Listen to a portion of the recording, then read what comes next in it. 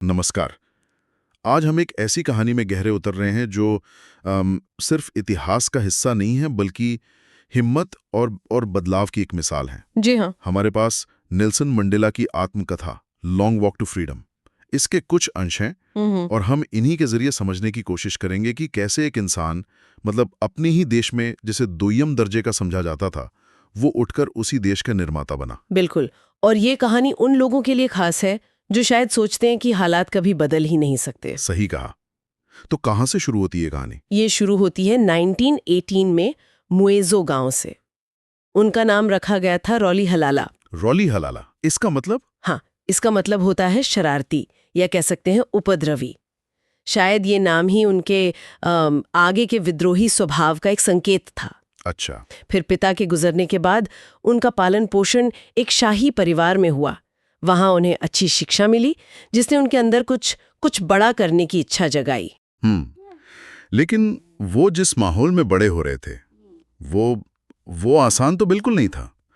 दक्षिण अफ्रीका में उस वक्त रंगभेद, अपार्थाइड जिसे कहते हैं, हाँ, अपार्थाइड, उसका काला कानून चलता था। ये अंश बताते हैं कि ये सिर्फ कानून नहीं था, ये तो जैसे रोजमर्रा की जिंदगी में जहर की तरह घुला हुआ था। बिल्कुल। जरा सोचिए, हर कदम पर आपको याद दिलाया जाए कि आपका रंग आपको कमतर बनाता है। अलग बसें, अलग स्कूल, अलग अस्पताल, यहाँ तक कि दरवाजे भी अलग। ये तो भयानक है। ये सिर्फ भेदभाव नहीं, ये तो इंसानियत का अपमान था। और यही अपमान, यही नाइंसाफी मंडेला को अंदर तक झकझोर रही थी। स्रोत के अंशों में जिक्र है कि कैसे उन्होंने अपनी आंखों से अश्वेत लोगों को बुनियादी अधिकारों के लिए तरसते देखा। इसी पीड़ा ने, इसी गुस्से ने उन्हें अफ्रीकन नेशनल कांग्रेस मतलब ANC से जुड़ने के लिए प्रेरित किया। अच्छा, तो वो राजनीति में सक्रिय हुए? हाँ, वो सड़कों पर उतरे, भाषण दिए, लोगों को जगाया, शांतिपूर्ण विरोध किया।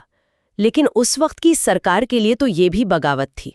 हाँ, और फिर 1956 में उन पर देशद्रोह का मुकदमा चला दिया गया। जी। और वहीं पर उन्होंने वो मशहूर बात कही थी, मुझे याद है, कि मैं एक लोकतांत्रिक और स्वतंत्र समाज के आदर्श के लिए मरने को तैयार हूं। बिल्कुल, ये सिर्फ शब्द नहीं थे, ये उनका अटूट इरादा था, उनका विश्वास था। लेकिन इसकी कीमत तो बहुत भारी चुकानी पड़ी उन्हें, है ना? बहुत भारी।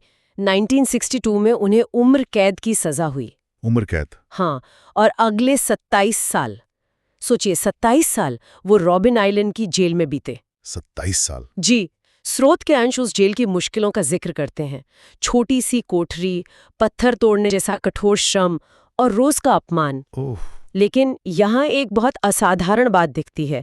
मंडेला ने वहाँ हार नहीं मानी। जेल में? हाँ, जेल में। उन्होंने जेल को भी एक तरह से यूनिवर्सिटी बना दिया। वो रात में छिपकर दूसरे कैदियों को पढ़ाते थे, उनके साथ बहस करते थे, उम्मीद जगाए रखते थे। कमाल है। उन्होंने उन्होंने लिखा भी है कि असली आज़ादी जो है वो बाहरी नहीं होती, वो अंदरूनी होती है। डर से आजादी। डर से आज़ादी, वाह। ये तो बहुत बड़ी बात है। जी। फिर दुनिया भर से आवाजें उठीं, दक्षिण अफ्रीका पर दबाव बढ़ा और आखिरकार 1990 में। हाँ, 1990 में वो रिहा हुए, 27 साल बाद। 27 साल बाद। लेकिन जो बात मुझे सबसे ज्यादा मतलब हैरान करती है, और ये अंश भी इस पर रोशनी डालते हैं, वो है रिहाई के बाद उनका रवैया। हाँ, बदला नहीं, माफी और सुलह। यही मंडेला की महानता थी। सोचिए, 27 साल की कैद, इतना अन्याय सहने के बाद भी उनमें कड़वाहट नहीं थी। उन्होंने कहा, let us forgive but never forget. माफ करें पर भूले नहीं। सही। स्रोत ये बताता है कि कैसे उन्होंने अपने उत्पीड़कों के साथ, मतलब जिन्होंने उन्हें जेल में डाला था, उनके साथ बैठकर बात की, देश को गृह युद्ध से बचाने के लिए सुलह का वो मुश्किल रास्ता चुना। ये आसान नहीं रहा होगा, लोगों में गुस्सा तो हो गई। बिल्कुल नहीं था, बहुत गुस्सा था।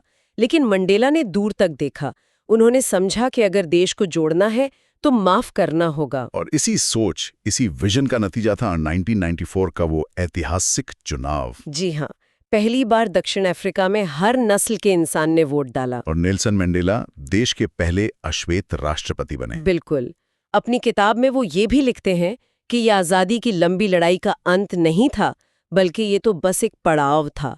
अभी और कई पहाड़ चढ़ने बाकी थे। ये कितनी बड़ी और कितनी विनम्र बात है। वही कहा, और मंडेला की कहानी से जो सबक मिलते हैं वो आज भी उतने ही जरूरी हैं। जैसे? पहला, अटूट धैर्य, 27 साल उम्मीद न छोड़ना। दूसरा, माफी की ताकत, बदला लेने से समाज जुड़ता नहीं है, टूटता है। तीसरा, एक समावेशी नेतृत्व, ऐसा नेता जो सिर्फ अपने लोगों का नहीं बल्कि पूरे देश का सोचे, सबके लिए सोचे। सही। ये अंश हमें याद दिलाते हैं कि शांति सिर्फ लड़ाई का खत्म होना नहीं है।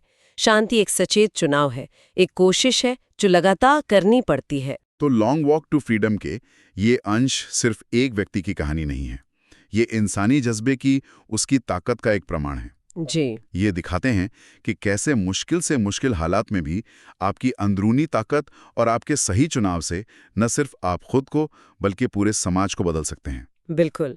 और यहाँ एक सवाल सोचने पर मजबूर करता है।